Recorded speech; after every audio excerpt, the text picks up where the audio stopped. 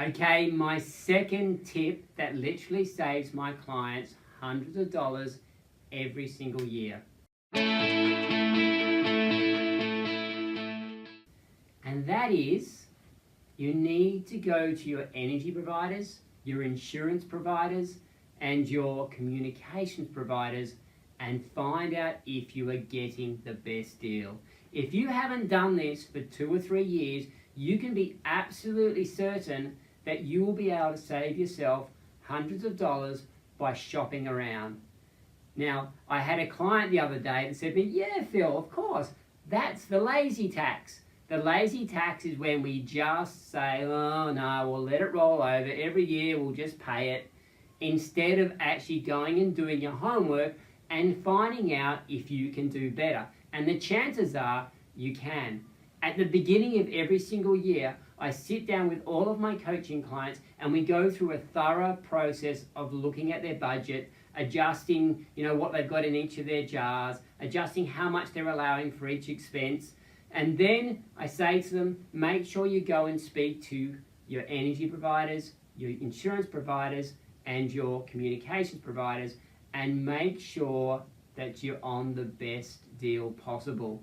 Now the process, I'll just quickly go through that. So if we look at that, utilities, typically gas and electricity, it's becoming a very competitive market. So make sure, have a chat to them and say, hey, can I do any better? So you want to start with your existing provider, find out what they can do, and then go and shop around with the other energy providers. In every market, there's at least a couple of different providers. Now, apparently, this isn't a thing in Canada. One of my clients was telling me the other day, but it certainly is in Australia. So make sure if you are in Australia that you're ringing up your other energy providers and saying, hey, look, this is my situation. This was my last bill from whoever I'm with. Can you guys do better? Then, of course, we've got the insurances. Often, people will balk at this because they go, but I've got a no-claim bonus, or I've got a bundled package where if I've got 5 or 6 things insured with them, I get it cheaper. That is often not the case. Often that's just a mask to prevent you from shopping around when you can actually do better elsewhere. And I had a client just last week that actually halved his car insurance bill just by changing from one provider to the other for exactly the same policy. So at least once every couple of years, you should be going and shopping around. But interestingly, with the insurances, the first thing you should do is go online with your current provider and get a quote online.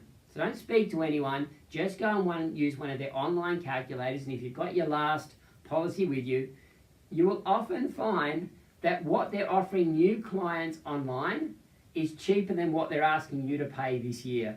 So you then just go, right, well, I can sign up online and I'm going to save myself $100 for exactly the same policy. But you also then want to go, okay, no, let me go and speak to another provider first. Let me go to another provider first and see what they will offer. And again, you will very often find that's cheaper still. I'm not quite sure why, but both the energy providers and the insurance providers seem to be more interested in winning new clients than they are in keeping their old clients. So you can often find cheaper going elsewhere. But what I would suggest, the last step to that with your insurances then is, if you've been to another provider, they've offered you even cheaper than the quote you could get online, then go back and ring someone up at your existing provider and say, hey, I've just been with this insurance provider over here and they've said they can do blah, can you match it? And very often, your original provider will go, yeah, sure. And then you don't have to move, you don't have to do anything, they'll just give you a discount. So that's another thing. The last thing is communications. Same deal. Make sure you're getting the best deal. Now, I know a lot of people are stuck in phone plans, but once you are off your phone plans, don't just stick with the provider you're with. Make sure, again, you go into your provider and say, hey, am I on the best deal? And have a look at, how many texts do I use? How many phone calls do I do? How much data do I actually download? And get a deal that suits you rather than just a generic one. And same deal, have a look at what the different providers will offer you. That's the same with your internet as well. So there you go. I promise you that if you do all of those, at least a few of them, you will get a better deal. Again, are you going to just let the lazy tax win? Don't. Okay, don't. At least every couple of years, go through this process. And as I said before, I get my clients to do it every year because in most cases, in fact, I would say 80 to 90% of cases, they do get a discount somewhere.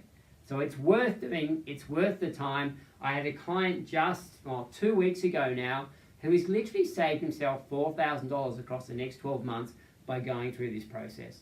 Now, you may not save that much. Hey, and look, in one particular year, you might not save anything. But I promise you that if you made this part of your routine, you would save yourself plenty of money. Now, if you are interested in saving money, if you're interested in spending less, if you're interested in breaking the paycheck cycle or paying off debt or achieving lifestyle goals that are really important to you, can I encourage you to subscribe to this YouTube channel? Every Tuesday and Thursday, we will release videos about managing your personal finances. So please, subscribe below, and I look forward to seeing you in the next video.